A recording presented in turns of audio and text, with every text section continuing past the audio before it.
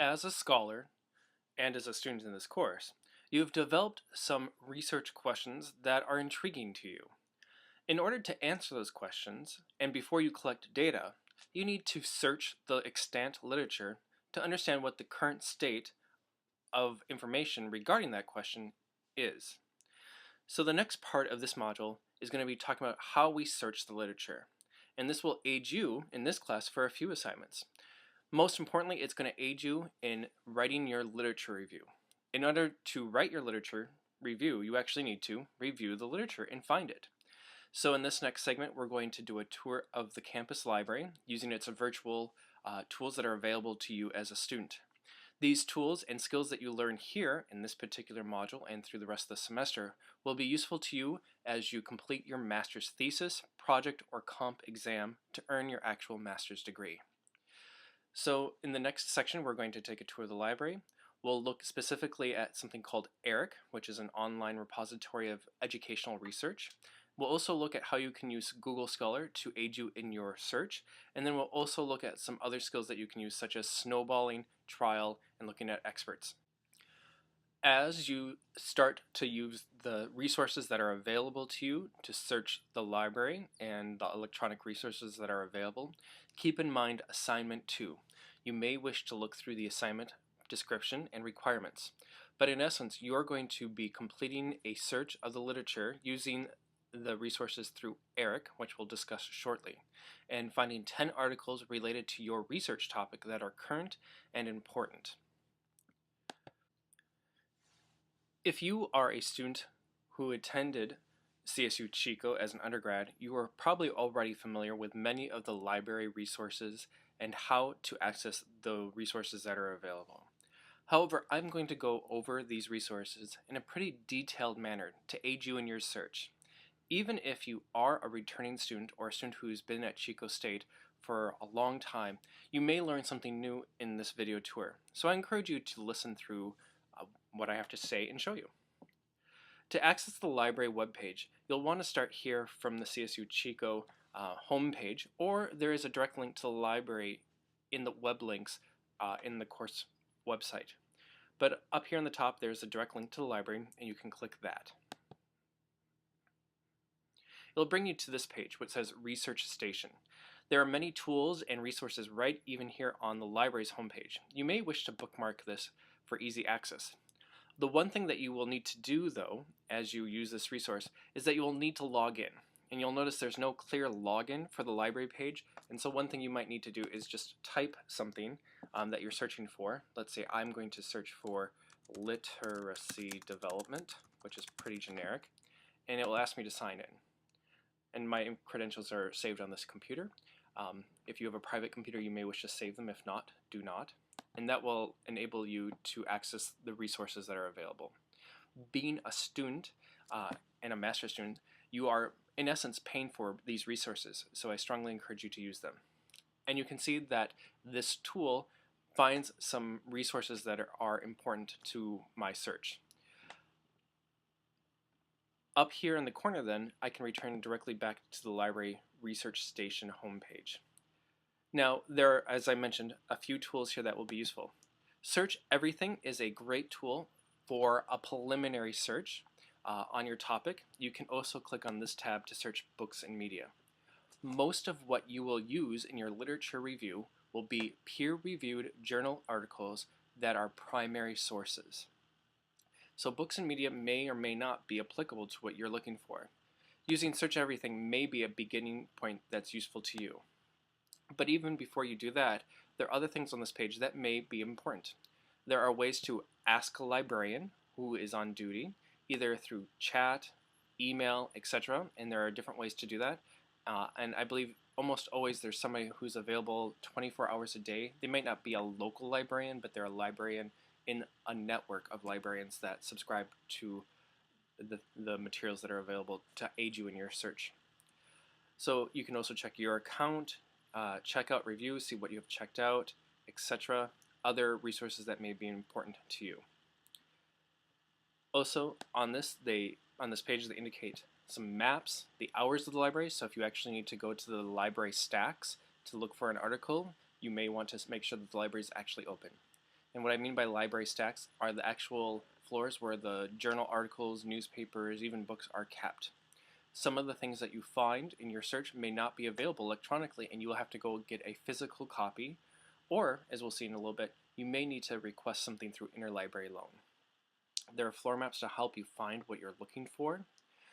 Another great tool are group study rooms indicated here, and you can find out tools and resources where you can meet with your groups to aid you in your lesson that you're doing for this course or other projects that you have for other courses. But the tools that are going to be most useful to you on this page might be the citing sources, which you're working throughout the whole semester using APA style, and the search for tools, including specific journal titles.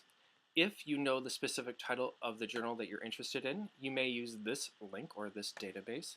For example, if you're a science teacher, you might be looking at a journal called Science in Children, which looks at how to implement creative lessons in a science classroom for elementary students. But more likely you're going to use this link here, which is Databases A through Z.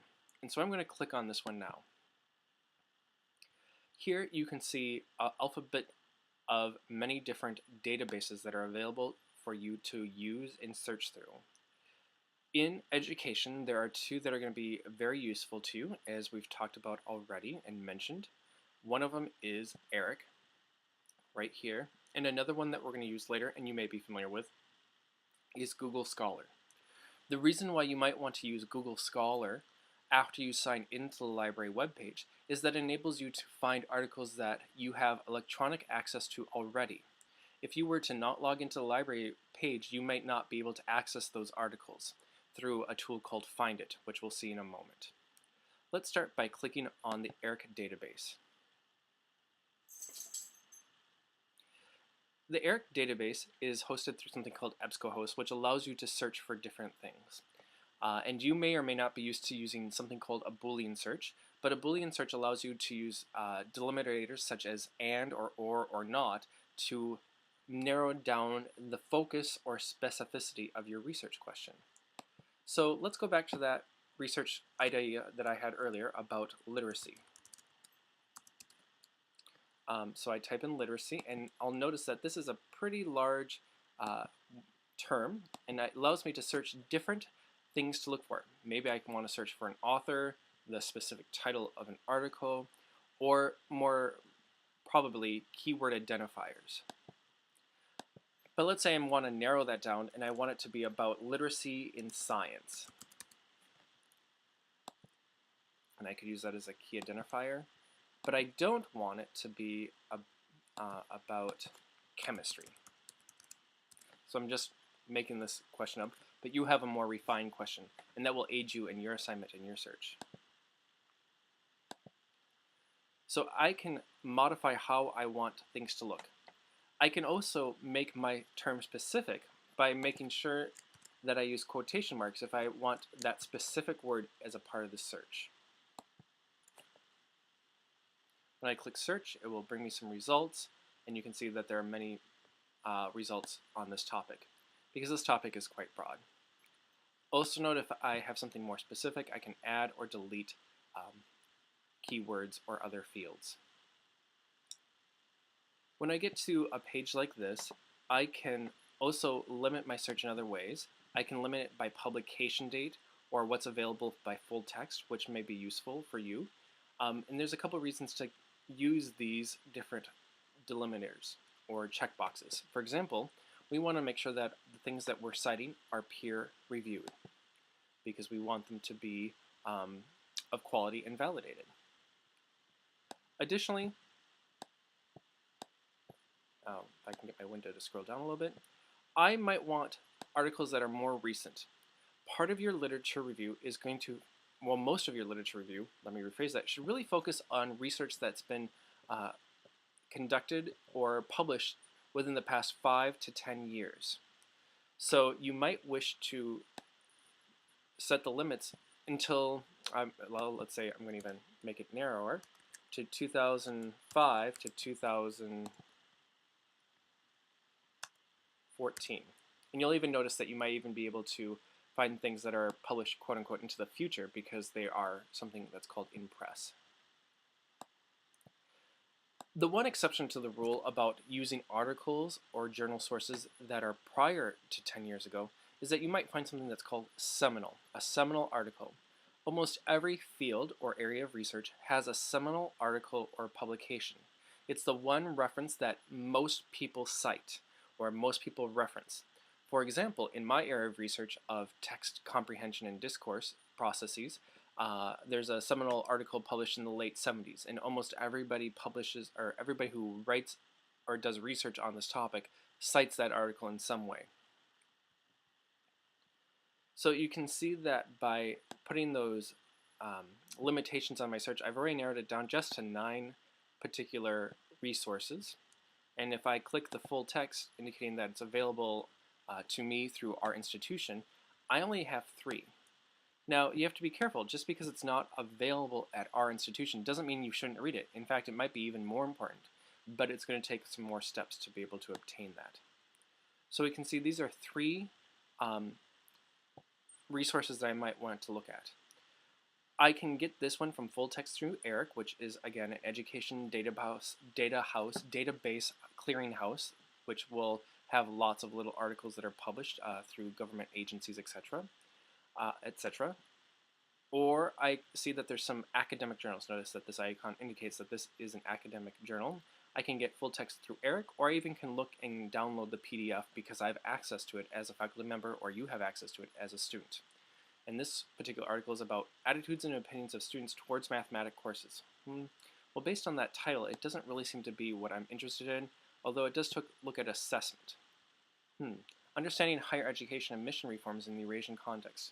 That one doesn't really seem to be what I'm looking for either in terms of the information I'm looking for. So what I might choose to do, and notice that there are other ways that I can limit my search, is I might want to refine my search terms. And there are some tools that you can use to do so. So notice that there's some drop-down options that it says these are common terms that are that exist or co-identify with the term I've already put in. So maybe it's going to be literacy, education, etc., etc. Excuse me. Or if you look up here, there's some new tools up here, or not new tools, but other tools that you might use. One of them you're going to be required to use in your assignment is the thesaurus. Just like a thesaurus that you would use to look up words that are similar to or synonyms, you can use that here. So I might choose literacy and see what other terms are similar. It would help if I could spell it correctly. So now that I've spelled it correctly, I can see what my results are down here. And I can see that there's something about literacy, literacy education being big headers, literacy criticism, literacy devices. Notice that these aren't really what I'm interested in looking at. So I'm going to keep on looking down the list. Literacy's perspective, literature. Doesn't seem quite what I'm looking for. Let's see if there's more on the next page.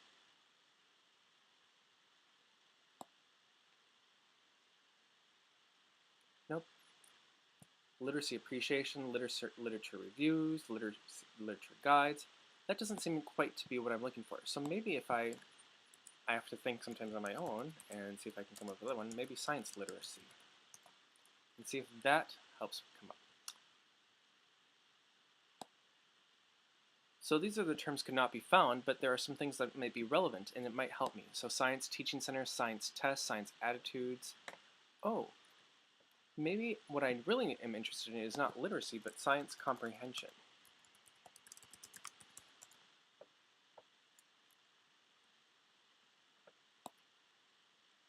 So again, I get a list of things that may be relevant and I can start searching for it. So then I can decide whether or not these terms are useful. I can also change the term contains or relevancy ranked, and these might be useful tools that may help me find key terms. Again, this is just another way to help you search. I am going to go back to new search. Actually, I'm actually going to just review again that you can use these search fields to help you find articles in ERIC, but I'm actually going to go back to the main page where I was searching, and I'm going to do a new search altogether in terms of science comprehension and see if I get some other hits.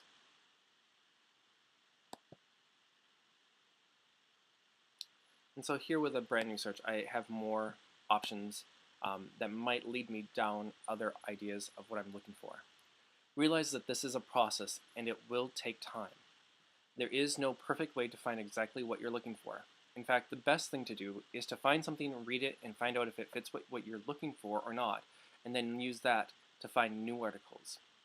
So for example, I might see that modality, specificity, and comprehension abilities in the sciences may be interesting or relevant, and I notice that's a peer-reviewed journal.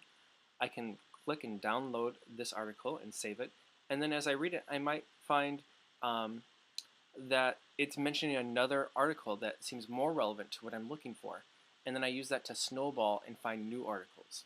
And that's another technique that you could use to find resources and literature that you're interested in. At this point, I'll also point out that there's some other advanced search tools that you can use. You can look at your history to see what you've found before in case you forgot. You can also sign in and create folders to manage your searches more effectively. Maybe if you have multiple classes that are going on at a time, you might need to have multiple literature reviews going on. That might be useful to you. I'm going to go back to the main page for the library at this time, and I'm going to go back into the databases, and I'm going to show you some tools using Google Scholar that may be useful to you. Again, using Google Scholar through the library webpage will be useful because it allows you to know whether or not an article is available or not. So again, I'm going to use my term that I was using before, science comprehension, to look for articles. I'm not interested in patents, so I'm going to unclick that. I'm not interested in law, but you might be interested in educational law, so you could click that as well. So here it comes up with some results for me. And we can see that it has a Find It at Chico feature or PDFs that are available. But some articles may not be available right away. Let's look at some of these different ideas that are available here. So, the effect of teachers' wait time in knowledge comprehension questioning on science achievement. Hey, this article seems like it might actually be relevant to what I'm looking at. I didn't think about the idea of wait time, but maybe that's important to my literature review, so I can do that. I can also use some of the tools that we saw earlier. I can actually put limitations about when an article is available. Maybe I just want something from the past 5 years. We'll notice that that first article was from 1986, so it was a little old. But it might still be relevant to read because it may be one of those seminal articles. So from in the past few years, we can see that there are some books available for me to review. I could look at these first articles that are available. And as I scroll down, I might find other things that are relevant. Oh, the polarizing impact of science literacy and numeracy perceived on climate change risk. Oh, interesting. So I'm not really interested in climate change, but it does talk about science literacy. Or the one above it, the effects of argument, scaffolding, and source credibility on science text comprehension. That might be relevant. So I can notice that this one is not available directly. I might need to use something called interlibrary loan. To help me find that, I'm going to want to get the information. Notice that this article is really recent. It's from 2014, and that might be one of the reasons why it's not available yet. While we're still here on this page, though, I would like to point out some other interesting pieces of information that might be useful to you. Notice that on many of the articles that have been published for a little bit, they actually tell you how many people have cited this article already. And this gives you an indication of how relevant or important this research has been, or that it has some legs in the research community. So in this particular article on climate change, although it was only published a couple of years ago, it's already been cited by 140 other people. So that would give you some indication that it's important. Also, this might be another way to find people who have cited and find ways to snowball to new articles. So if I click on this link, I can see who actually cited it, and it might be more relevant to what I'm interested in looking at. And then I can see the articles that cited that original article. Also note that it can give you ways to cite an article in MLA, APA, or Chicago, and you can just copy that information. One caveat is that the way that they cite it may be slightly incorrect, so always double check it, but in general, they look pretty good. It looks like it's in the correct format. But again, always double check. Let's say this is an article that I'm interested in, the effects of argument scaffolding and source credibility on science text comprehension, and it's not available through the Chico website at this time. Or maybe it is. So I go to the web page, I can see if I can download it.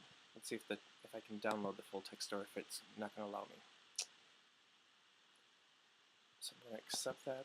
Oh, notice that at this point, I do not have access to this article, and it actually wants me to pay for it. It wants me to pay $39 for this article. Do not do that. Instead, select the information that you're interested in, and so in this case, I'm actually going to get the article title. I am going to go back to the library research station and put in the title. Hopefully, I mean, it's a pretty recent article, so it may not be in the database yet, but I'm going to search and see if that article comes up. That is the article. That's the one I want. And notice that I can check for full text and use the Find It tool. So let's see if I can get a copy of it through the Chico library. Notice that it is not available at this time, but it gives me an option to use interlibrary services. So if you ever encounter an article that is not available through Find It, or it's not physically in the library stacks, you can request an item through the interlibrary loan. So I'm going to do that and fill out the information. Again, I need to log in.